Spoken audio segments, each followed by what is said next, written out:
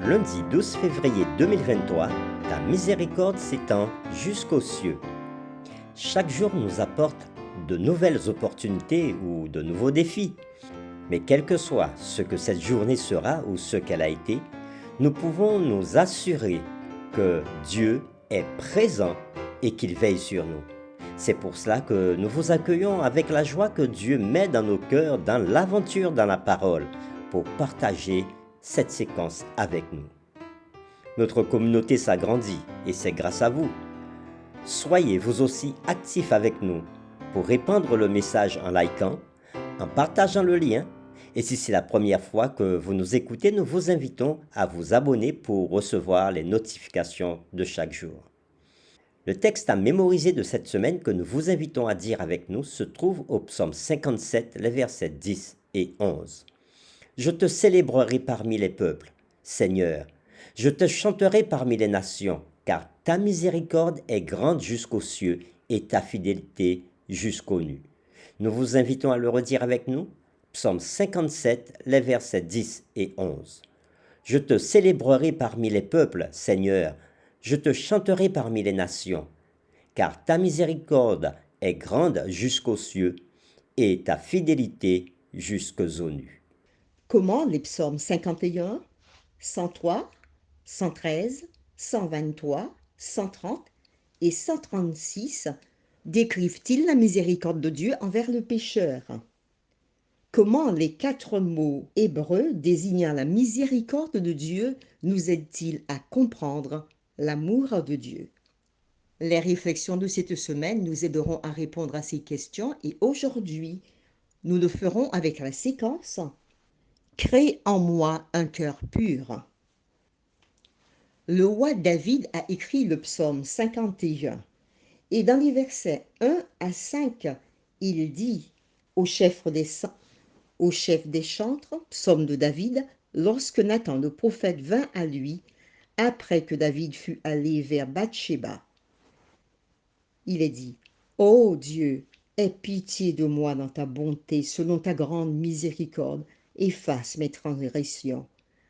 Lave-moi complètement de mon iniquité et purifie-moi de mon péché.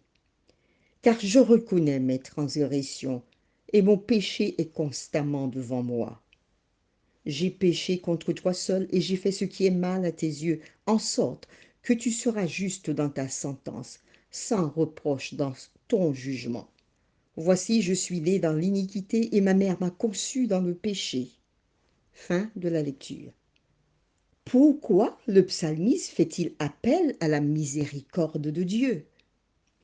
Oui, le roi David s'épanche dans ce psaume devant l'Éternel, demandant le pardon de ses péchés au moment les plus sombres de sa vie spirituelle.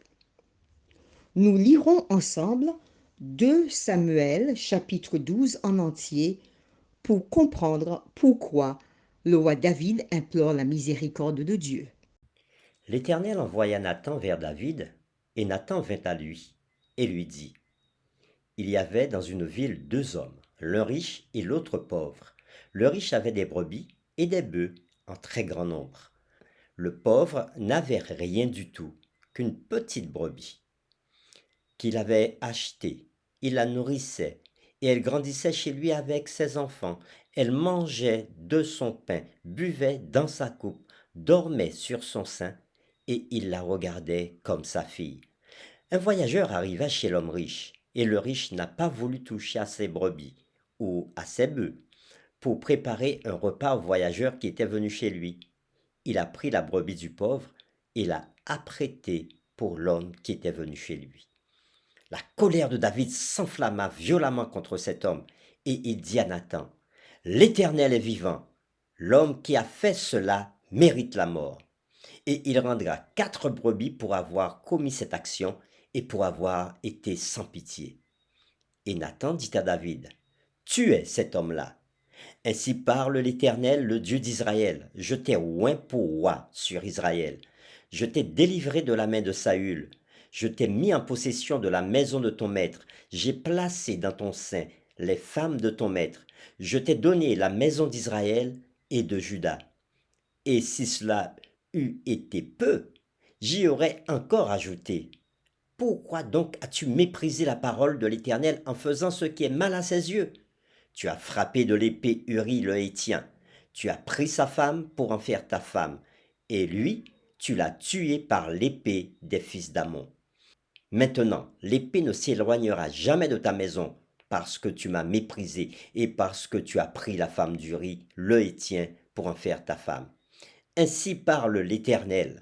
Voici, je vais faire sortir de ta maison le malheur contre toi. Je vais prendre sous tes yeux tes propres femmes pour les donner à un autre, qui couchera avec elles à la vue de ce soleil.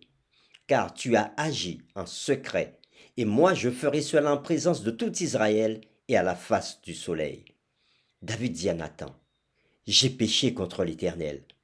Et Nathan dit à David: l'Éternel pardonne ton péché, tu ne mourras point. Mais parce que tu as fait blasphémer les ennemis de l'Éternel en commettant cette action, le fils qui t'est né mourra.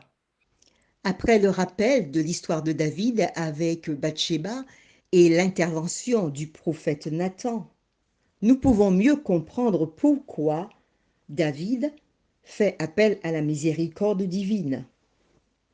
Le pardon est un don extraordinaire de la grâce de Dieu, le résultat de sa grande miséricorde. Comme David lui-même le dit, toujours au psaume 51, le premier verset. Il dira: ô Dieu, aie pitié de moi dans ta bonté, selon ta grande miséricorde, efface mes transgressions. Le roi David fait appel à Dieu pour qu'il le traite non pas en fonction de ce que son péché mérite, mais en fonction de son caractère divin, à savoir sa miséricorde. Et dans le psaume 103, le verset 10, il est dit: Dieu ne nous traite pas selon nos péchés, il ne nous punit pas selon nos iniquités. Dieu ne nous traite pas selon nos péchés, mais en fonction de son caractère divin, à savoir sa miséricorde, sa fidélité et sa compassion. Sa compassion qui nous est encore rappelée dans Exode chapitre 34, les versets 6 à 7. Au verset 6, il nous est dit: Et l'Éternel passa devant lui et s'écria: L'Éternel, l'Éternel, Dieu miséricordieux et compatissant, lent à la colère, riche en bonté et en fidélité, qui conserve son amour jusqu'à 1000 générations, qui pardonne l'iniquité, la rébellion et le péché, mais qui ne tient point le coupable pour innocent, et qui punit l'iniquité des pères sur les enfants et sur les enfants des enfants, jusqu'à la troisième et à la quatrième génération. Fin de la lecture. Oui, les compassions de Dieu s'étendent sur la race humaine. Lisons maintenant le reste du psaume 51, les versets 6 à 19. Et nous répondrons à la question suivante. Comment le pardon des péchés est-il représenté ici? Quel est le but du pardon divin? Psaume 51, versets 6 à 19. Mais toi, tu veux que la vérité soit au fond du cœur. Fais donc pénétrer la sagesse au-dedans de moi. Purifie-moi avec l'hysope et je serai pur. Lave-moi et je serai plus blanc que la neige. Annonce-moi l'allégresse et la joie, et les eaux que tu as brisées se réjouiront. Détourne ton regard de mes péchés, efface toutes mes iniquités. Ô Dieu, crée en moi un cœur pur, renouvelle en moi un esprit bien disposé. Ne me rejette pas loin de ta face, ne me retire pas ton Esprit Saint. Rends-moi la joie de ton salut, et qu'un esprit de bonne volonté me soutienne. J'enseignerai tes voies à ceux qui les transgressent, et les pécheurs reviendront à toi. Ô Dieu, Dieu de mon salut, délivre-moi du sang versé, et ma langue célébrera ta miséricorde. Seigneur, ouvre mes lèvres, et ma bouche publiera ta louange. Si tu eusses voulu des sacrifices, je t'en aurais offert, mais tu ne prends point plaisir aux holocaustes.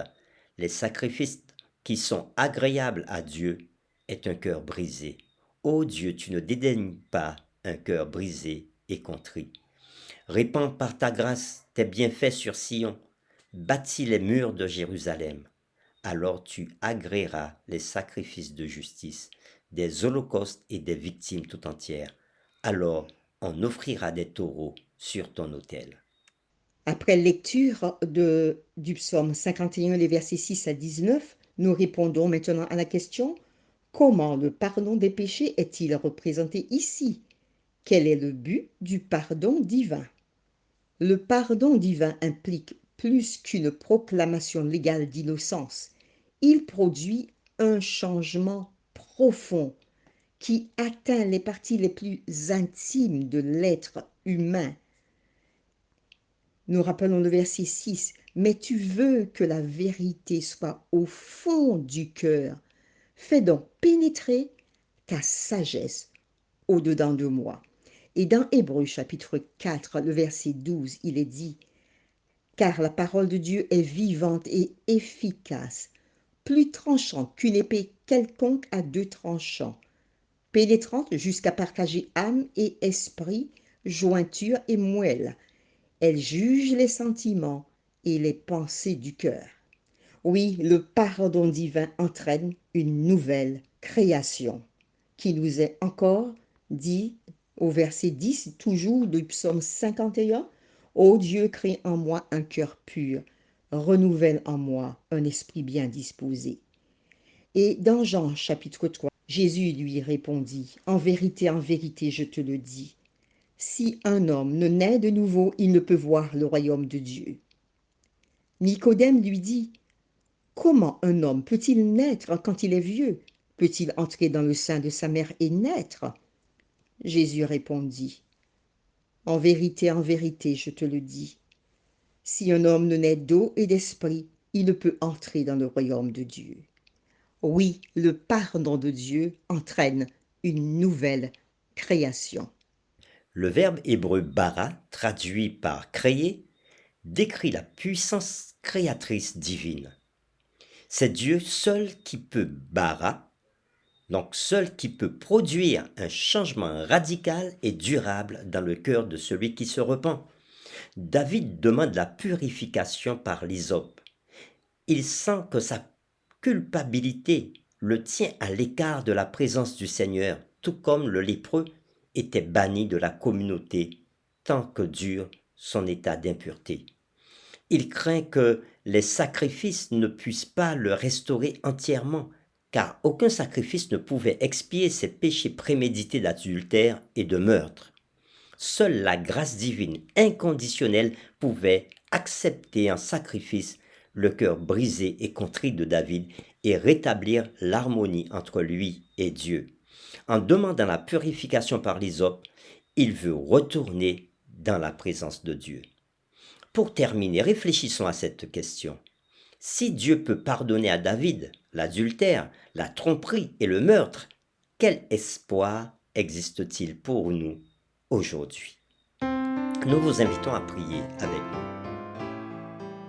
Merci Père éternel pour cette séquence que tu nous donnes. Merci de nous montrer ta grâce abondante, et on pourrait même dire ta grâce surabondante.